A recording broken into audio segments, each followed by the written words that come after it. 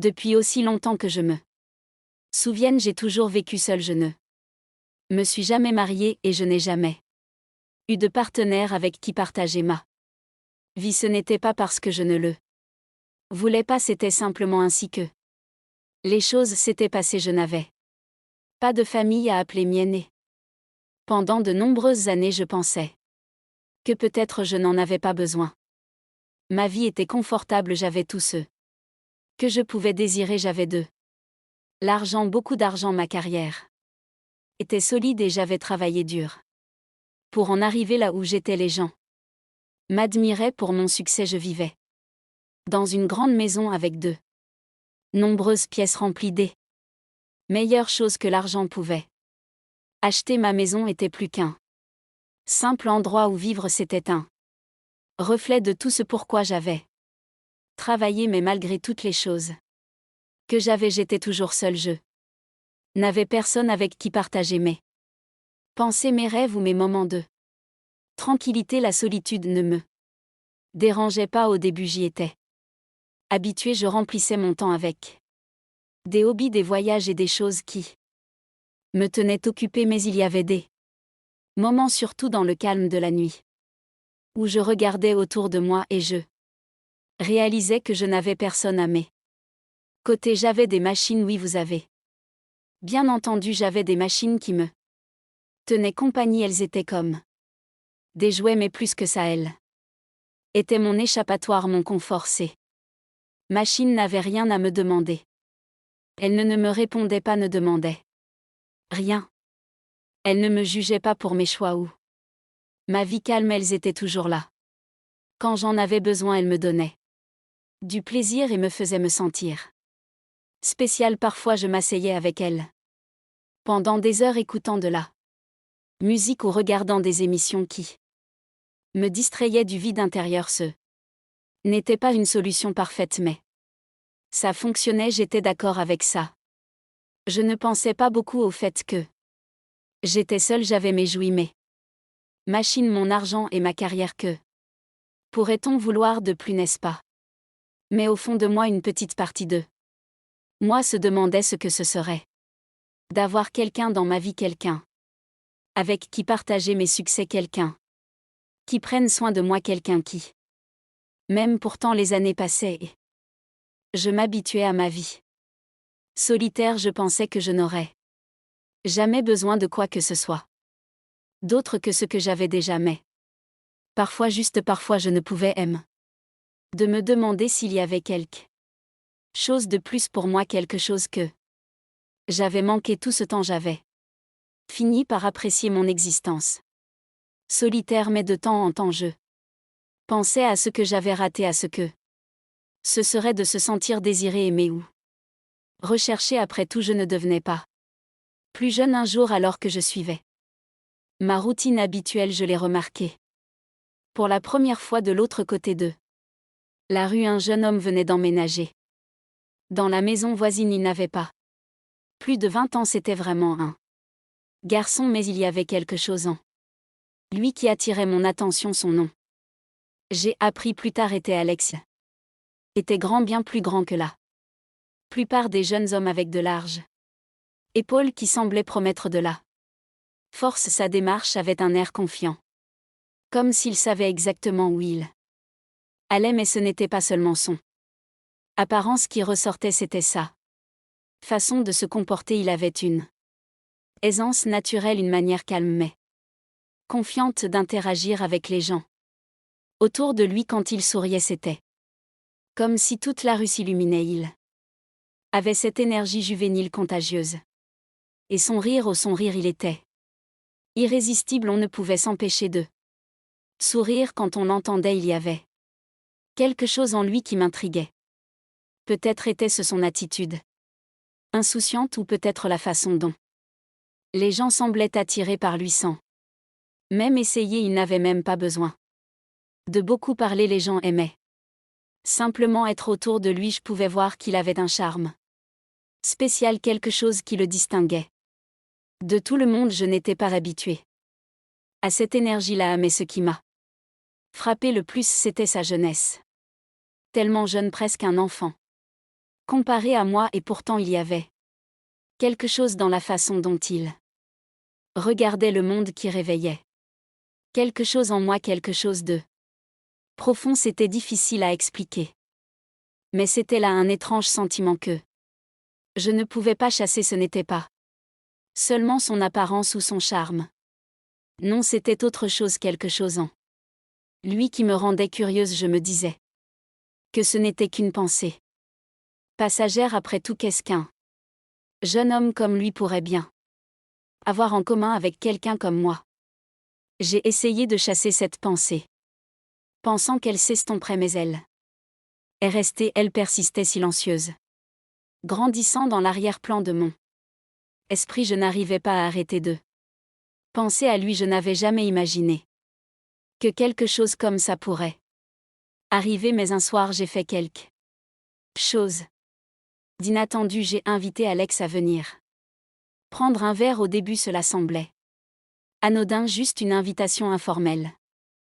Une occasion de mieux connaître le nouveau voisin. Quel mal cela pourrait-il faire, me suis-je dit. Ce n'était rien de plus qu'une conversation amicale. Après tout, il n'était qu'un jeune homme et j'étais bien plus âgée, expérimentée et complètement maîtresse de ma vie. Lorsque qu'Alex entra dans ma maison, j'ai remarqué comment ses yeux se promenaient autour de lui, scrutant chaque recoin de la pièce. C'était comme s'il voyait tout pour la première fois, et il y avait une étincelle de curiosité dans son regard.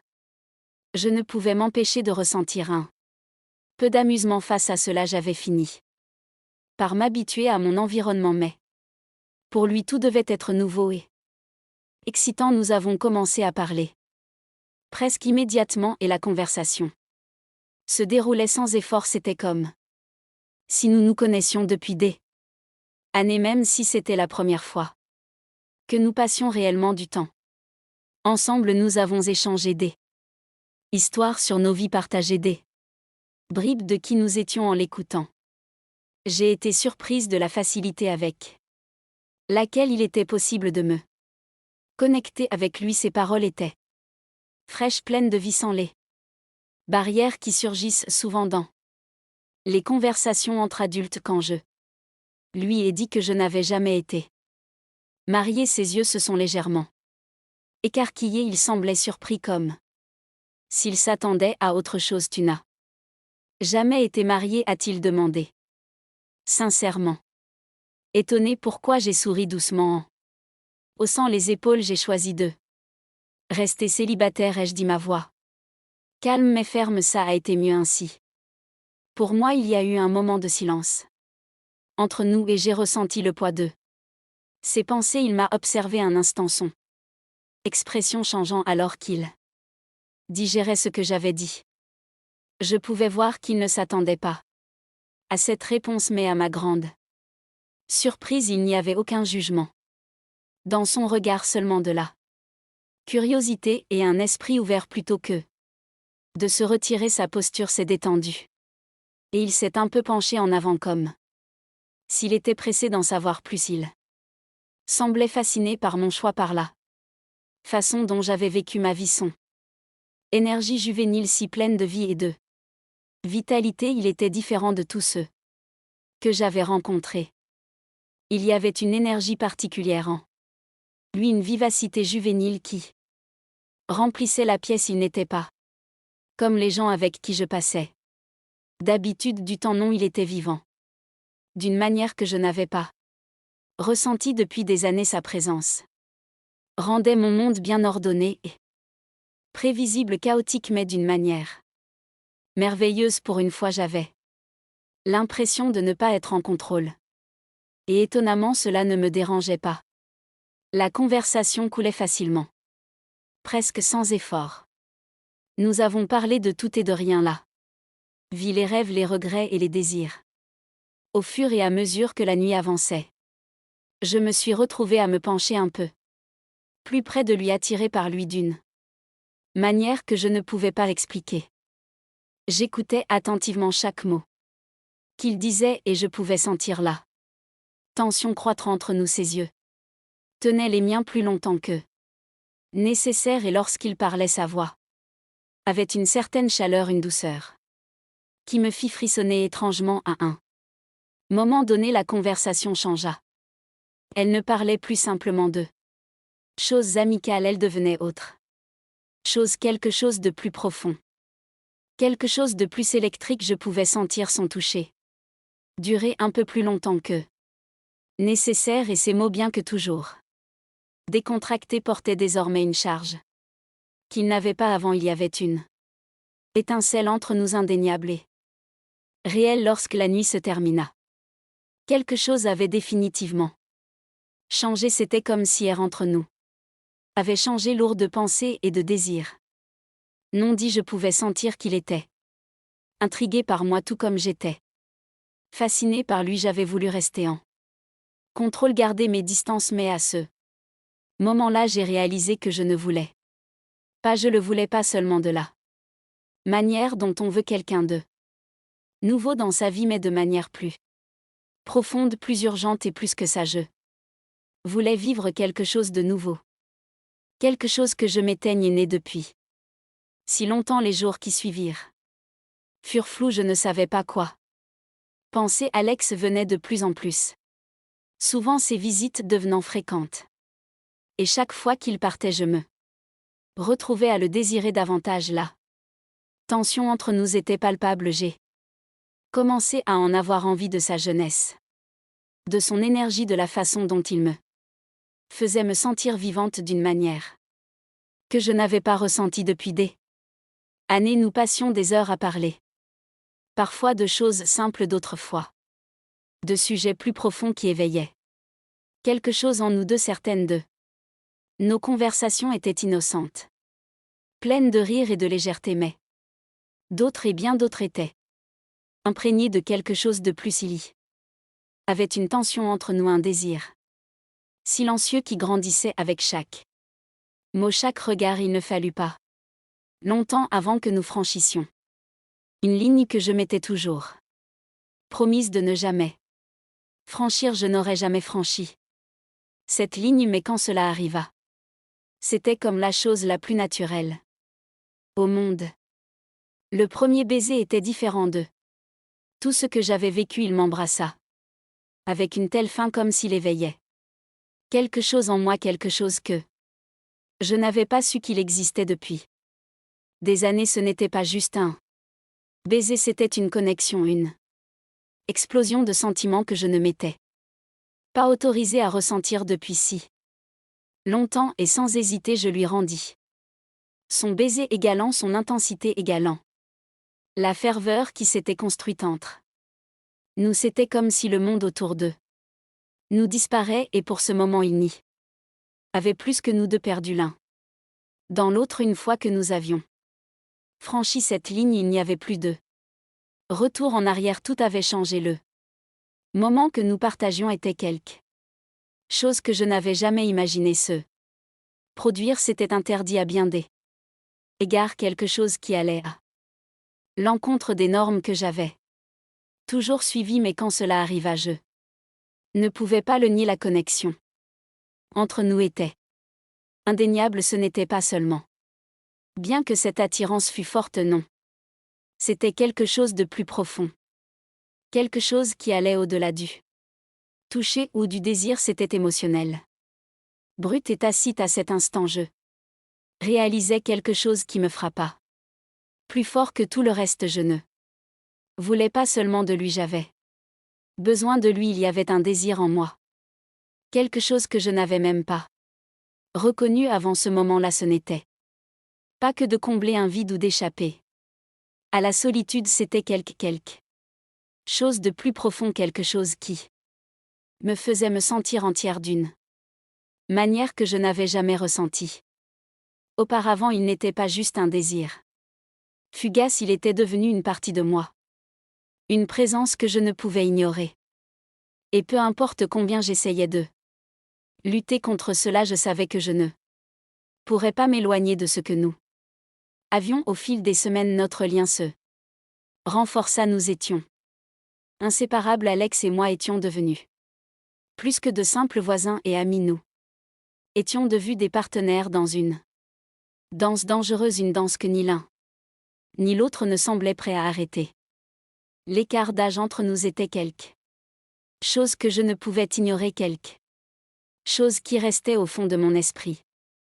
Je savais que le monde nous jugerait, que les gens auraient leurs opinions, leurs chuchotements, mais à ce moment-là rien de tout cela n'avait d'importance. Ce qui comptait, c'était la façon dont il me faisait me sentir, la façon dont il me regardait, la façon dont il me traitait. C'était différent de tout ce que j'avais vécu. Il ne me traitait pas comme une femme plus âgée avec toutes les attentes et les préjugés qui viennent habituellement avec ce label. Non, il me traitait comme une égale, avec le même respect et la même admiration qu'il donnerait à n'importe qui, et dans cela je ressentais quelque chose d'incroyable, un sentiment de liberté, d'être vue pour ce que j'étais vraiment. À bien des égards, je me sentais plus vivante avec lui que je ne l'avais jamais été auparavant. Il faisait ressortir des parts de moi que je ne savais même pas manquer. Je pouvais voir le monde à travers ses yeux frais, intacts par des années de routine et de regrets. Son énergie, son optimisme juvénile, cela rendait tout à nouveau possible. C'était comme s'il avait déverrouillé quelque chose en moi, quelque chose que je pensais perdu à jamais, et en sa présence j'avais l'impression de voir le monde avec de nouveaux yeux pleins d'espoir et de possibilités infinies. Mais même si nous partagions cette connexion indéniable, je ne pouvais m'empêcher de me demander: serait-il fatigué de moi? La nouveauté de mon âge finirait-elle par s'estomper à mesure qu'il grandirait? Et notre relation n'était pas seulement une question de passion, elle était aussi fondée sur une compréhension mutuelle, d'une manière que je n'avais jamais vécue auparavant. Alex avait apporté une lumière dans ma vie que je n'avais même pas su qu'il lui manquait. J'étais devenue quelqu'un de différent, quelqu'un qui n'avait plus peur de ressentir, d'aimer et d'expérimenter le monde à travers ses yeux juvéniles. Pourtant, malgré tout, l'amour et la connexion, des doutes continuaient de s'immiscer dans mon esprit. N'était ce qu'une face pour lui? Était-il vraiment engagé, ou n'étais-je qu'une autre conquête? La peur d'être manipulée pesait lourdement sur moi, mais chaque fois que je plongeais mon regard dans le sien, je savais qu'il ne partirait pas, et moi non plus. Nous avions franchi une ligne que beaucoup ne comprendraient jamais. Notre amour était anticonformiste, interdit selon les normes de la société, mais il était réel. Peu importe combien je tentais de l'éloigner, il ne m'a jamais laissé partir. Il était persévérant, et son dévouement envers moi était quelque chose que je n'avais jamais anticipé. C'était enivrant. Il y avait des moments où je remettais tout en question, mes amis, ma famille, le monde entier qui ne nous accepterait jamais, mais je fichais. Désormais nous étions ensemble, et c'était tout ce qui comptait. Avec le temps, quelque chose d'inattendu s'est installé dans mon cœur. J'avais trouvé quelqu'un qui me voyait vraiment pour ce que j'étais. Alex ne se souciait pas de ma richesse ni des années qui nous séparaient. Ce qui comptait pour lui, c'était moi, et en retour je réalisais à quel point je tenais profondément à lui.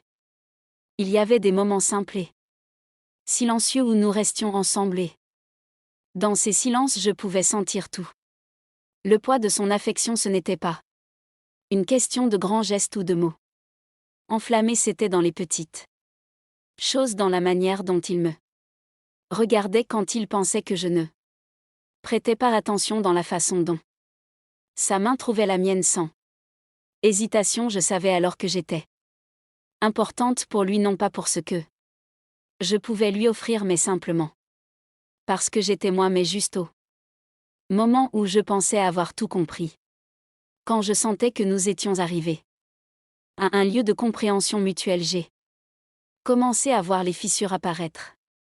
Ce n'était pas seulement moi qui avais des peurs. Alex aussi avait ses propres luttes, ses propres doutes. Il commença à se poser des questions sur ce que signifiait notre relation, surtout quand il pensait à l'avenir. Pourrait-il supporter le jugement des autres? Comment Le monde nous verrait-il lui un jeune homme et moi bien plus âgés? Ces sentiments pour moi perdureraient une fois que la passion se serait estompée. Et que l'excitation de la nouveauté serait dissipée, je voyais l'incertitude dans ses yeux lors de ces moments-là, et cela me brisait un peu le cœur. Je voulais le rassurer, lui dire que tout irait bien, mais au fond de moi je savais qu'on ne pouvait pas prédire l'avenir. Nous pouvions seulement vivre l'instant présent où la connexion que nous partagions était réelle, et à cet instant, je compris quelque chose de crucial. Quelque chose qui changea complètement ma perspective sur l'amour. Ce n'était pas une question d'âge, de richesse ou de statut, ce n'était pas une question des règles que le monde essayait de nous imposer. L'amour, le vrai amour, c'était la connexion entre deux personnes qui se comprenaient vraiment, qui voyaient au-delà des apparences et qui trouvaient quelque chose de plus profond. Et dans ce sens, j'avais trouvé quelque chose que je n'avais jamais imaginé: le bonheur, non seulement dans la vie que j'avais, mais aussi dans un amour qui défiait les attentes du monde. C'était compliqué, imparfait, mais c'était le nôtre, et cela suffisait.